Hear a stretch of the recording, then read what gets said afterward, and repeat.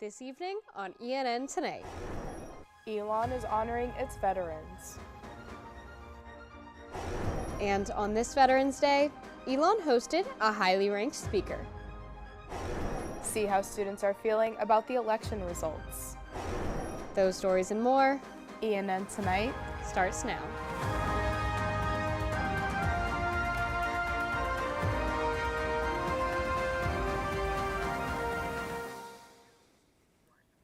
Good evening, and thank you for joining us for ENN Tonight. I'm Abigail. And I'm Abigail Hines. Happy Veterans Day. In 2023, Elon University was named a designated military-friendly school by the Veteran Advocacy Program. And in honor of this year's Veterans Day, Elon held some notable events. Starting bright and early, the Reserve Officer Training Corps, or more widely known as the ROTC, kicked off the day's events by raising the American flag. After being the one to raise the flag, Elon's sophomore Trinity Wilson told ENN what being in the ROTC means to her. Unit itself, like the enthusiasm there, I always feel like I'm there for a higher purpose, and like to always remember not to sell myself short, because I am doing this to eventually protect my country, and they let that be known. When we get there, it's never like, oh, like you're here to have fun, you're here to be good while you're in this program. No, it's you're here for an overall goal, which is to be in the Air Force military. And they really let us understand what that means. So that's probably my favorite part, really knowing like I play a purpose and a role in this country. As a part of the Veterans Day events, Elon hosted retired Admiral Mike Mullen to kick off the Carol Ann Walker International Lectureship Series. From 2007 to 2011, Mullen served as the 17th chairman of the U.S. Joint Chiefs of Staff for George W. Bush and Barack Obama. And ENN Charlotte Pfabe sat down with Mullen earlier today. So can you tell me a little bit about why you're here today at Elon? Well, I was asked to come and give this inaugural Admiral Ted Walker speech, and coincidentally, I knew Ted Walker, who was an extraordinary guy, not just generous, but he was also a character, and he would, in my view, do something like this to perpetuate, and I know, if I understand it right, I think his kids went here, and he's been associated with Elon for almost a half a century, so it's a real privilege, one. And then secondly, to be able to come on Veterans Day and speak to an audience that is, one, very supportive of veterans, two, has a lot of veterans in the audience, and to try to focus on the issues of the day that are affecting veterans, from employment to health to education. And obviously Elon is very invested in this message, which I really appreciate. So that's the reason I came today, and it's been, and I've also run into some old friends that I had no idea were here, so that was a pretty neat part of being here. Yeah, and earlier in McCrary Theater, you talked about the geopolitical nature of the military as well now, and you mentioned that this is the most dangerous time since the Cuban Missile Crisis. Yeah, for me, that's my assessment. Yeah, in your opinion. Yeah. What are you most concerned about right now? Most concerned about a war with China, and a war with China over Taiwan. And as I indicated, so 17 years ago when I took over as chairman in 2007, from 2007 to 2011, and I worked for both Bush and Obama. Over that 4 years, I spent no time on Taiwan. My successors, the current chairman, General Brown, his predecessor, General Miller, spent an extraordinary amount on Taiwan. It is an economic engine that 4 of the 5 biggest economies in the world are centered in the Pacific region. And I'm someone that's believed for a long time the economies sort of drive outcomes. And so if we have a war out there with China as a great power war, everybody loses. We lose, China loses, and I actually think the world loses. For the full interview, grab a copy of this week's Pendulum on Wednesday and be on the lookout for more on our website, elonnewsnetwork.com. This Veterans Day marks 2 years of Charlie Mike, an organization committed to providing veterans with the resources they need to thrive after their service ends. After talking to the founder of this organization, I learned lots about their mission. Let's take a look. After 12 years in the U.S. Army and wartime in Afghanistan, Dustin Gladwell understands what veterans need when adapting to civilian life again. Wanting to help those with similar stories, Gladwell founded Charlie Mike, an organization that aims to help veterans heal from the unseen wounds of combat. The idea that I had after I was in the military and after I went to Afghanistan was to find a better way to help veterans, find a better way to help us not just deal with the things that we experience, but more to find effective ways to actually kind of like move the needle. Charlie Mike's Canine Battle Buddy program trains shelter dogs and places them with veterans. Their newest program is Serving Others, which was adapted after Hurricane Helene hit western North Carolina. Gladwell says service helps veterans find their sense of purpose. We responded to Hurricane Helene out in western North Carolina, and it's amazing because we're good at being in rough environments. We're good at being in austere environments. We're good at coming up with plans and solutions, and it's jumping right in and working as a team and knowing how to create solutions in those kind of environments. Charlie Mike's The Commissary in downtown Graham helps fund these programs. People can buy pastries, coffee, and other items where all of the profits go to their organization. All of our profit, above and beyond our revenue, all just goes right back into the organization as another way to generate funding for the organization so that we become a little more self-reliant, a little more self-sufficient, and then that way we don't rely 100% on donations and fundraising. Next Monday, the 18th, the Truist Center for Religious and Spiritual Life is hosting guest speaker Rami Davidian. Rabbi and Chabad community affiliate Mendy Minkowitz of Elon Chabad says that Davidian has been recognized for helping survivors of October 7th attacks find shelter. Elon Chabad is co-sponsoring the event along with other organizations, including Elon Hillel and Stand With Us. According to Minkowitz, Davidian will share his story with the Elon community alongside Millet Ben Haim, one of the people he saved. This event will take place in Whitley Auditorium at 7:30 p.m. According to Elon Chabad, security will be present. After the break, see how students are reacting to election results. And the Alamance-Burlington school system is seeing some new and familiar faces on their board this next year. You can take Link Transit to Burlington, Graham, Mebane, Gibsonville, or within Elon. Elon University students and staff can ride Link Transit for free after showing an Elon ID. Blue Route 3 comes by every 90 minutes Monday through Friday with certain hours on Saturdays. And for more information on Link Transit, please call 336-222-5465 or visit the Link Transit website. Whether it's our stories, the warmth of our laugh, or our family's secret sauce, we all bring something different to the table. So make some space. The power of connection is waiting right outside your comfort zone. Learn how you can help strengthen your community at belongingbeginswithus.org/teamup.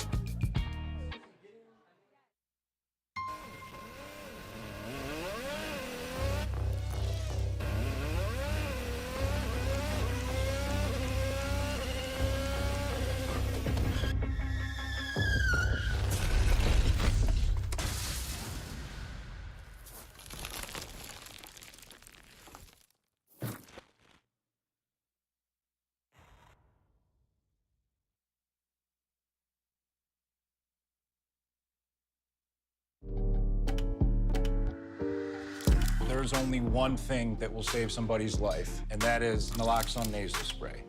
Get 911 on the phone, get the emergency responses there on their way. Once Upon a Time is right now. Escape to the Renaissance Festival, a time-traveling adventure. Saturdays and Sundays, October 5th through November 24th. There's music, comedy, circus entertainments, jousting, nights, the living mermaids, and a feast all rolled into a non-stop outdoor family adventure. Tickets limited while supplies last. Online only at renfestinfo.com.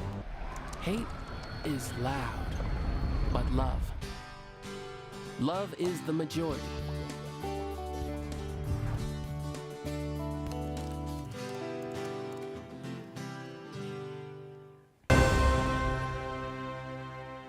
North Carolina has elected a new governor as of last Tuesday. But for something you might not have known, Josh Stein will be North Carolina's first Jewish governor. Stein was the Democratic candidate in this year's election, beating Mark Robinson, the Republican candidate who has previously made anti-Semitic remarks, according to a CNN report. Becoming North Carolina's first Jewish governor, Stein made history. Chabad at Elon's campus connector, Luke Silpe, said in a statement to ENN, "As an active member of Chabad at Elon, Jewish issues both on and off campus are a high priority to me. For the governor's race in North Carolina, I did not vote for any candidate because, as a registered Republican, I found it difficult to support Josh Stein, while at the same time, I definitely couldn't get behind Mark Robinson. As you know, Robinson has been linked to some controversial positions and statements that some have cited as racist and extreme. While I didn't vote for him, I'm proud that North Carolina has elected Josh Stein as the first Jewish governor." Silpe also says that he has hope for Stein to lead in pushing against campus protests that have, in some cases, led to a display of anti-Semitism. After returning to campus this semester, the Elon Democrats hosted several events throughout the election season. Now that the votes are in, our Alice Morrisey has their reactions to the recent election. Following the election, Elon Democrats shared they felt a mix of anxiety and disappointment surrounding President-elect Donald Trump's victory. Say the energy, as we started to see the writing on the wall, soured a bit, but that's expected of any election watch party where you, unfortunately, are not the winner. I'll say it was a lot of emotions. I still feel the remnants of that fear, and also there's some frustrations in there as well. I think the entire day, the vibe was so off on campus. A lot of people seemed upset. I couldn't really focus much in class. I was researching just information on the election and what was coming up, and maybe if there's anything somehow they could do. Some pessimistic feelings about the way the election went, but that's natural for whatever side should win or lose. Despite these feelings, the Elon Democrats are not discouraged, offering an overall message of hope for the future. It's up to us to remain committed, and it's up to us to remain strong and motivated, so that way we can take on these next 4 years, because there's going to be another election after 4 years, and we have to be ready to meet the challenge. So I'd say focus on your communities, focus on building up your relationships with the people around you, take care of one another. I am ready to get to work, and I am ready to fight for whatever we have to fight for during these next 4 years. I would say feel anxious and nervous. I think that's a good sign that you're engaged. I wouldn't let it overtake, your joy. There's still so much to enjoy around the world, and there's still so much that you can do. Now is the time not to be silent, but to use your voice, because it's important that we speak up in our community and make sure that we are keeping an eye on everybody and making sure that everybody's rights are being protected. And I think now more than ever, it's really important to do that. Leaders of the Elon Democrats say they will continue to host events and hope to create relationships with other motivated organizations on campus to continue to fight for what they believe in. Alice Morrisey, ENN Tonight. The Elon Democrats say that they are committed to maintaining a presence on campus and encourage students to keep an eye out for events in the future. With the election coming to a close last Tuesday, we'll be seeing some new and familiar faces on our local school board. The Alamance Burlington School System, or ABSS, elected 4 of the 8 candidates in this race. So in the coming term, we'll be seeing Sandy Ellington Graves, Avery Wagner, Seneca Rogers, and Tamika Harvey.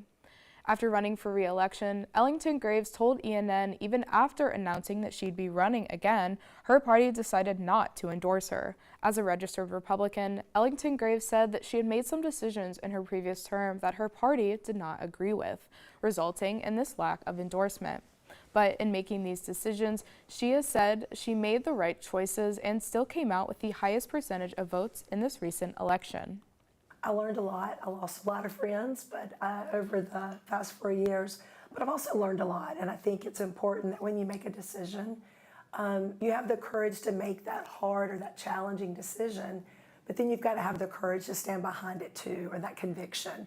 And that's something that I really learned this past year, and a lot of different challenges that we face as a school district. Everybody leads differently, and I just want to make sure that at the end of my term, I can feel good about the leadership I gave the county. Ellington Graves says that one of her biggest focuses this school year is to keep up with the academic performances of these children. And now that the country has elected a new president and the race is over, Olivia Berger checked in on how everyone's feeling. Now that the election results are in, I took a walk around campus to see how students were feeling about the presidential election. Now, let's take a look. I'm not feeling too good about it, I can't lie. Not the way I wanted to turn out, but have to just accept it and move on. I'm a little bit disappointed and scared, but you have to just be okay with it. I'm feeling rather satisfied with the results. I'm feeling rather swell, feeling good about it. And for the vibes on campus? I feel like the next morning was really strange because the vibes were really off and in classes there was a lot of stress going on. I think generally the vibes on campus are very mixed, but in terms of the day after the election, campus was quite quiet. I don't know if that's because of people being upset or people being scared to celebrate. And to those that were disappointed, let's take a look at what they're looking forward to for the next 4 years. I fear not, sorry. I think you can look forward to the country being a little less divided because everybody will accept it a bit more. And in opposite fashion, those that were happy with the results said, Not really, no, I think we're in good hands, so yeah. I wouldn't say I'm worried about anything. I'm mostly excited. As you can see, students have mixed feelings about the results. Now we'll just have to wait and see what happens next. Olivia Berger, ENN Tonight. With this range of emotions across campus, all are still watching as results of both the House and Senate are still slowly coming in. I was up close and personal at the Elon men's basketball game. And after the break, I'll show you the ins and outs of what happened during the game itself. And it's looking a little more chilly out. Fall is finally approaching. Stick around for your Phoenix 5-day forecast. You can take Link Transit to Burlington, Graham, Mebane, Gibsonville, or within Elon. Elon University students and staff can ride Link Transit for free after showing an Elon ID. Blue Route 3 comes by every 90 minutes Monday through Friday with certain hours on Saturdays. And for more information on Link Transit, please call 336-222-5465 or visit the Link Transit website. Whether it's our stories, the warmth of our laugh, or our family's secret sauce, we all bring something different to the table. So make some space. The power of connection is waiting right outside your comfort zone. Learn how you can help strengthen your community at belongingbeginswithus.org/teamup.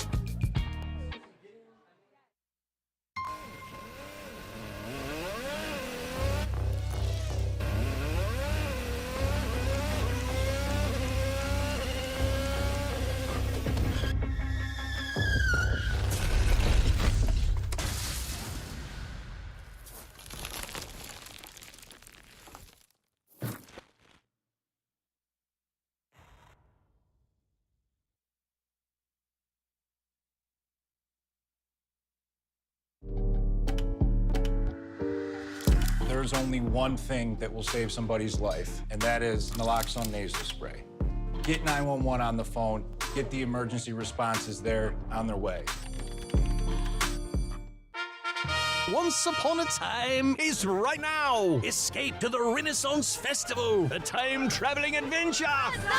Saturdays and Sundays, October 5th through November 24th. There's music, comedy, circus entertainments, jousting, nights, the living mermaids, and a feast all rolled into a non-stop outdoor family adventure. Tickets limited while supplies last. Online only at renfestinfo.com. Hate is loud, but love is the majority.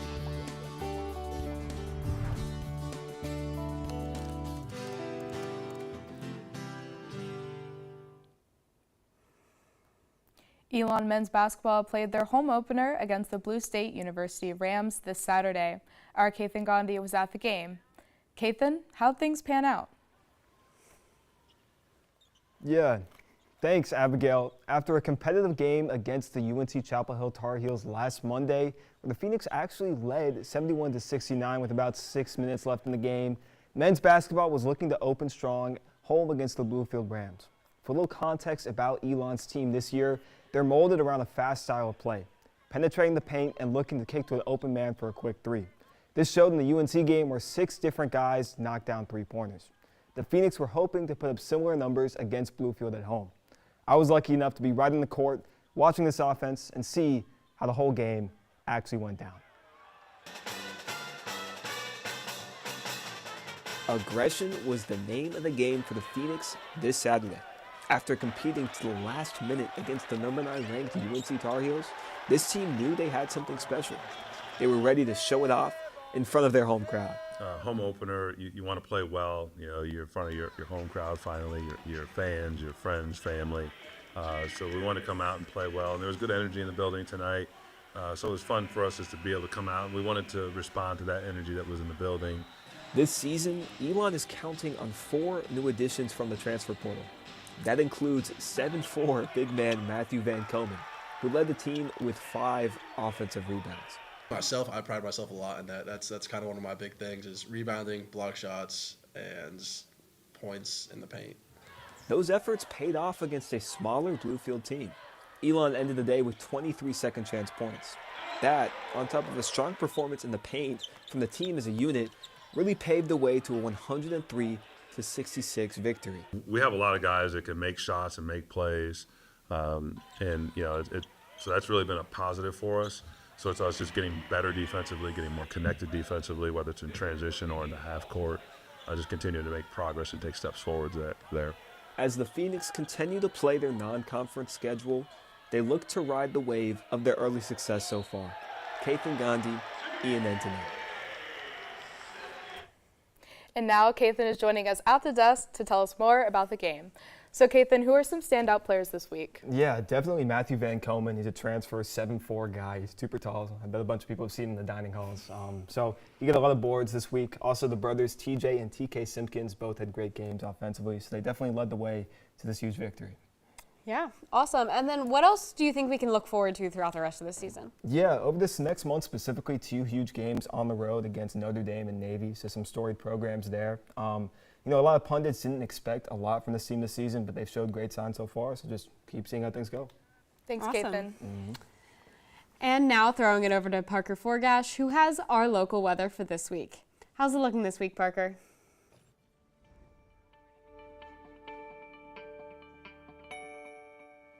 Thanks, Abby.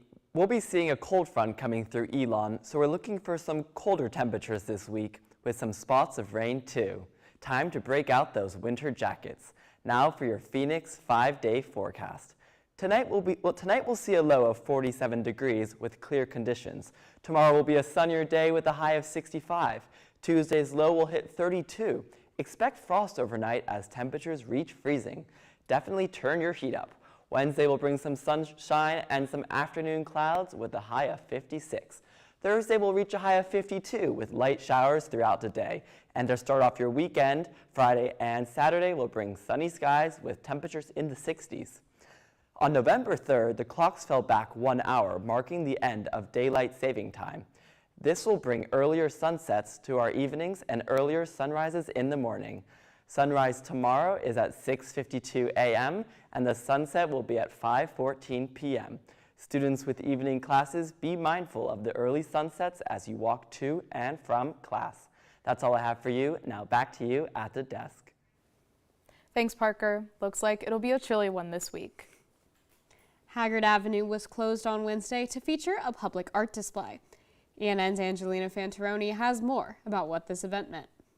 The public art display, hosted by Elon University's Student Government Association, highlighted a feeling of hope, a day after the presidential election results were announced. You know, every day is different. Some people have good days, some people have bad days, and on days like this where people are so conflicted, it's important to manage your emotions. Several students wrote inspirational messages and drew pictures on chalkboards and the concrete. I wrote like giving more, because I think everybody needs a little bit of that, especially since like a lot of specific groups are feeling maybe a little empty right now and a little lost, and then also just like emphasizing using your voice for your choice. Students say they liked how the event brought everyone together, especially a day after a political change. I think it's a great community builder. People get together and share thoughts. Free burgers and desserts from local food trucks were available, while students could also listen to uplifting songs. Angelina Fancheroni, ENN Tonight. The Department of Political Science and Phoenix Policy Institute will host an After the Vote panel discussion tomorrow at 4:30 p.m. in East Commons Forum, room 102. Students will be able to ask questions about what the election results mean for this community. Up next, see how Elon's first-generation community celebrates history. And after the break, join me for an annual celebration. You can take Link Transit to Burlington, Graham, Mebane, Gibsonville, or within Elon. Elon University students and staff can ride Link Transit for free after showing an Elon ID. Blue Route 3 comes by every 90 minutes Monday through Friday with certain hours on Saturdays. And for more information on Link Transit, please call 336-222-5465 or visit the Link Transit website. Whether it's our stories, the warmth of our laugh, or our family's secret sauce, we all bring something different to the table. So make some space. The power of connection is waiting right outside your comfort zone. Learn how you can help strengthen your community at belongingbeginswithus.org/teamup.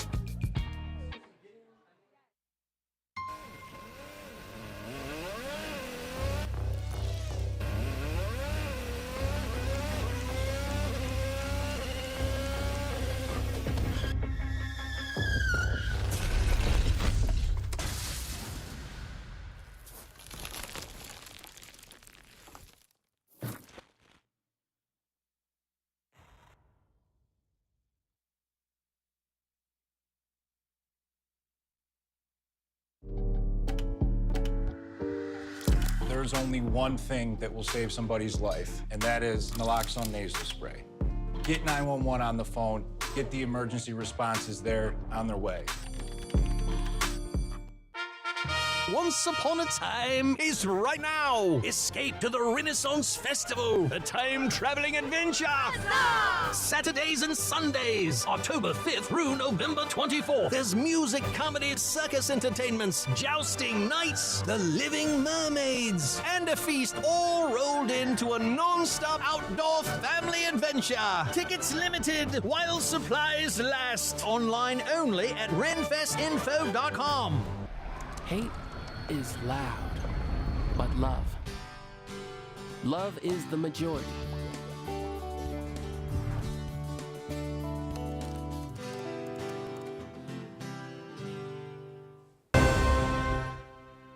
Joining us now is our Alice Morrisey, live from McKinnon Hall at the Native American Heritage Month celebration.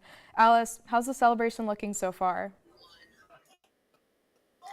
Thanks, Abigail. I'm here at McKinnon Hall, where the Native American Students Association, or NASA, is hosting a celebration to kick off the start of Native American Heritage Month. As you can see behind me, festivities are beginning to kick off with students enjoying traditional Indigenous art and food. Leaders of the NASA say they're hosting this event as a reminder that Native American communities exist and have always been here. Their hope is that by attending events like this, students will be inspired to continue to have conversations surrounding Native American heritage and their rich cultures. The NASA was founded in 2018 and focuses on prioritizing space and community for Native American and Indigenous students. They work to advocate for students by prompting representation, inclusivity, and educational awareness throughout the Elon campus. Elon University historically acknowledges that the land campus is located on originally was occupied by the Siouan American Native tribe. Many of the descendants still live in the area and continue to embrace and encourage traditions and honoring their ancestry. Happy Native American Heritage Month. Back to you at the studio. Thanks, Alice. Well, that's all the news we have for you this evening. Thank you so much for joining us. Head over to our website, elonnewsnetwork.com, for stories, sports, and more. And make sure to follow us on social media at Elon News Network. Have a great night, Elon.